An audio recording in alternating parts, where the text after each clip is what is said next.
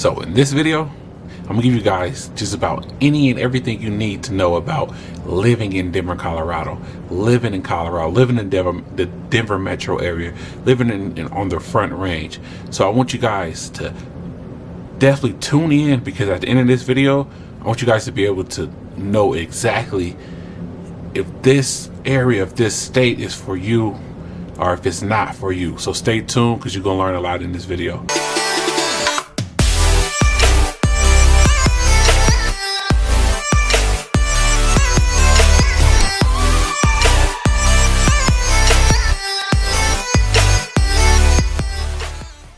If you clicked on this video, it's a good chance you're planning to move here to the Denver greater area.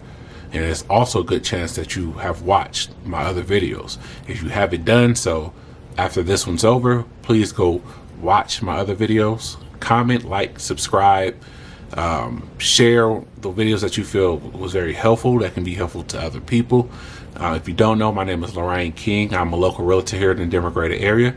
So if you guys are looking to buy, sell real estate here in the Denver metro area, utilize the number below. Man, I would love to help you guys out with that. So let's get right into the video. Let's kick it off. So if you guys don't know, the Denver metro area is a hot place. Colorado is a hot spot right now. We have a lot of individuals moving here to this state, and it's the reason why these guys are moving here. And I just want to take the time to explain things to you guys, kind of let you guys get a good feeling for what this state has to offer and what it means, and what it is to live here. Every state and every city, every region is not for everyone. You have people that live on the East Coast for a reason. You have people that live on the West Coast for a reason, in the South, so on and so on. So, it's always good when you're making a move, definitely when you're leaving a region or another state, to get full information on where you're going next, and to get all the knowledge you can to help you make that decision on if that place that you're deciding is the right fit for you. So I think when you're deciding a place, one of the most important things are the people. Do you fit in? Are you similar to the ones that's here already? Because if you're not, then that's kind of hard. That can be a problem. You don't fit in. So one of the biggest things to me is, how are the people there? And then the people here in Colorado are very friendly, extremely friendly. So that's a plus. That's a big thing. If you're a friendly person, if you're open, you like to discuss, have discussions with people, and you're not scared to talk to strangers, you'll fit right in. From my time here, I hardly have problems with other individuals. Everybody is very open. You see a lot of other communities accepting other communities. There's never too much like hatred or individual not being welcomed by someone. So when you discuss the people, definitely friendly, definitely I give it an A+. It's if you love being approached by other people, then not afraid to talk to other people, you'll fit right in. So, and to give you guys kind of a quick story, my mother, if you guys don't know, I'm originally from California. So my mother, when she comes down, she's been down a couple times, and I promise every time she comes down and go to the store, she's always approached by someone. We love your energy. She gets her hair done quite often. She get it colored and she have her curls and all that stuff. So she have a lot of people approach her when she's out here, like, oh, I love your hair, and they get to talking, oh, I love your energy. So, man, this is a very friendly state. You'll definitely have strangers coming up and talking to you, and for someone like me, that's great, man. That's amazing. So you never scared to have a conversation with someone, because it's a good chance they'd be open to have a conversation with you. And since we are talking about the people, I do have to mention the diversity level is not as quite as diverse as you see in most other states. So to me, that plays a big part, and it becomes very important that the people here are very welcoming. If you are in a place where it's not as diverse, at least let it be welcoming. Let me feel like, okay, maybe it's not as diverse as I want it to be, but I don't feel like there's a bunch of hatred, or I don't feel like an outcast. You know, sometimes maybe I forget that it could be more diverse than what it is, just because, you know, the individuals here are very welcoming. And we all know that there's a group of people that hate other groups. You know, no matter where you go, you can't outrun that. So it's gonna be hatred no matter what. And in my experience, it's not always everybody else's experience. So someone else might tell you something else. But when you talk about my experience and, you know, being welcome and not feeling hatred, you know, I enjoy my time here. You know, there's nothing but good things I have to say.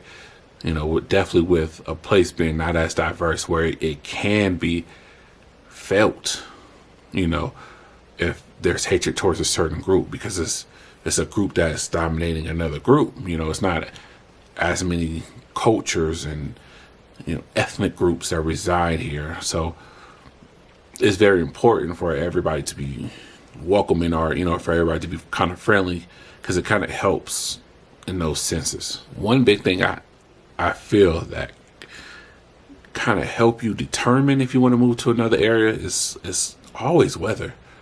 You know, so weather can be a big thing. It can be a big problem. It can be a big, you know, it can cause problems. For example, me moving from California, where I didn't get snow, to now living in Denver, where it can snow at any time.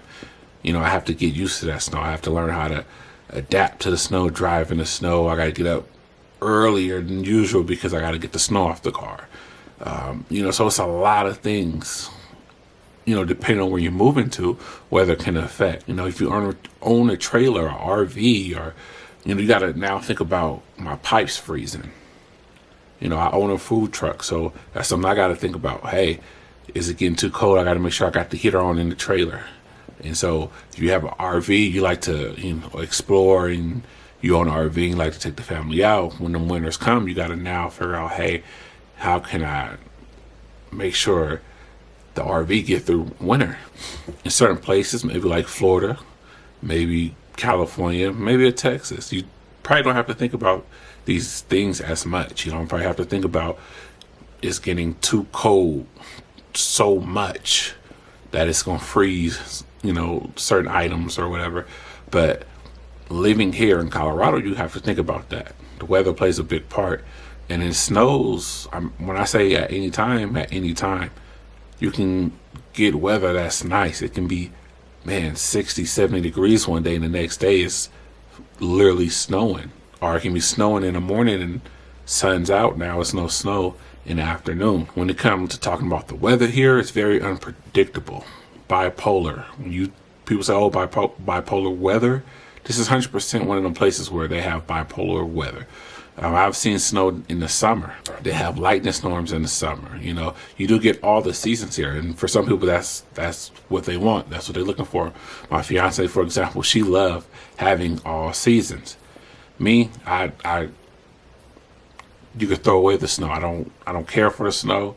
I love it. You know, I love cold over hot, but snow is not my thing, and it's definitely difficult when you have family coming in town, because if you go anywhere, one of the first things I would hope you do is kind of look at the weather, so you can prepare for that climate where you're about to enter into. And it's hard when they reach out like, hey, what's the weather been like? I gotta tell them it's been hot, but it's been cold, and it snowed the other day. So it's crazy to think. So when they usually call me and say, hey, what should I pack? I tell them pack everything. Pack a long shirt, a short shirt, shorts, pants, hoodie, regular shirts. Pack everything, because we don't know what it's going to be. So weather, if you like predictable weather and you kind of know what you're going to get, hey, this ain't it. I'm going to tell you right now, Colorado, it's just one of the places where you just need to prepare. Have a sweater in the car, in your truck, just ready to go, just in case if the temperatures drop below. You never know what you're going to get here. Let's talk about growth. I think one of the most important things as an individual and as you get older is growth. Are you growing as a person? Or maybe you grow in a family. Maybe you got a business that you want to start and grow. So growth, I feel like is you can grow here. There's many places to raise a family. There's many places where you can get your first home and literally stay there for a while, because it is a great area. It does offer great schools. So growth, you can grow pretty much here. There's a lot of networking you can do in these areas. There's certain areas dedicated to strictly more so business. The DTC area, like I would say, is more related to business. There's a lot of businesses in that area.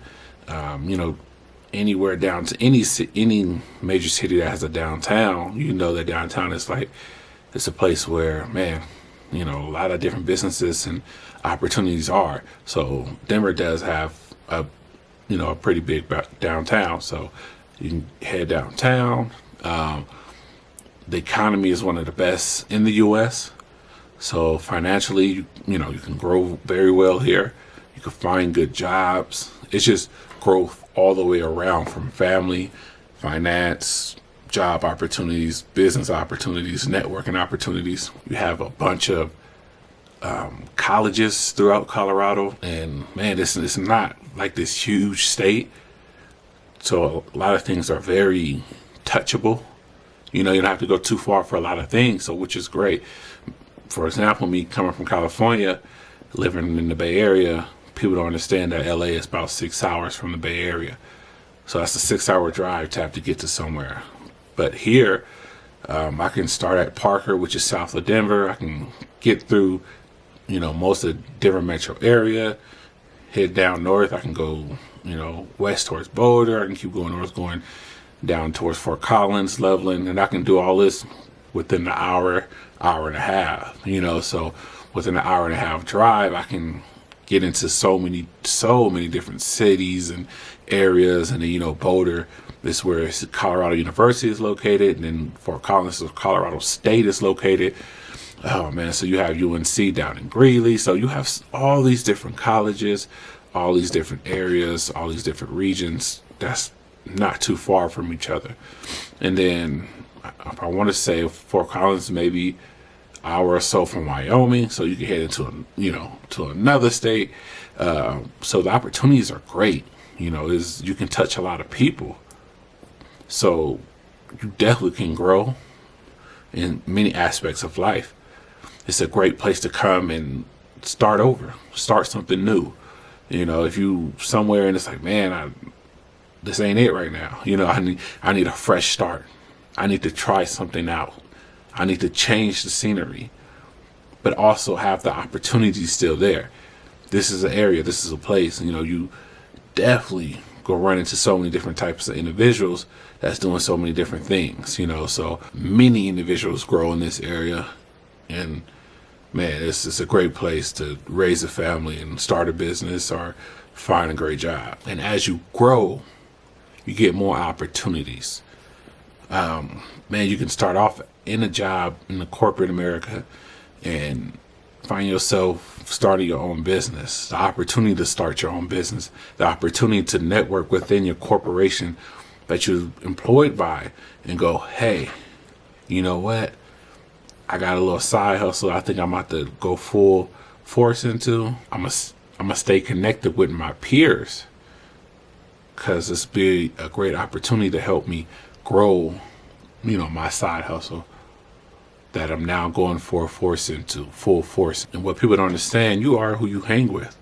So if you're around certain individuals or multiple individuals that are doing great and that's growing, that's another opportunity and another, encouragement for you to grow. So we kind of hit on and talked about how you can hit so many different cities, so many different areas within an hour and a half drive.